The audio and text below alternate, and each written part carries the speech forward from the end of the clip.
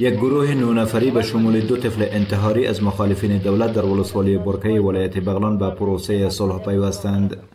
ملا حفیظ الله حقانی سرکرده این گروه که روز جمعه همراه با افراد مسلح خود و 2 فرد انتحاری از سلاحش را در قماندانی امنیه ولسوالی برکه بر زمین گذاشت گفت حکومت طالب حکومت درست نیستند دیگه، بالمقابل مردم هستند دیگه.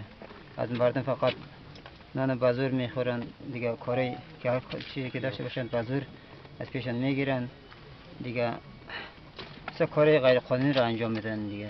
او وعده داد تا بعد از این در همکاری با نیروهای امنیتی در تأمین امنیت کشور کوشا باشد.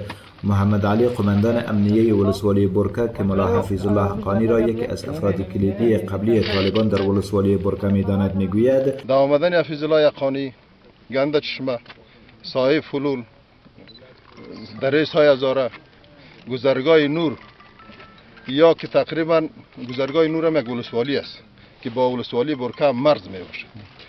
مرور و مرور مخالفین از این نقطه قطع شده. این ساحه در امنیت قرار گرفت. و اما جالب این که در میان این افراد 2 طفل 10 و 13 ساله نیز وجود دارند که انتحاری های این گروه بودند و چند باره هم قصد انتحار را داشتند که به مقصد نرسیدند. من پاکستان درس میخوام، درس انتحاری درس میخوام. مرا کسی انتحار کرد، شاید نشید اسکر پوشیدم.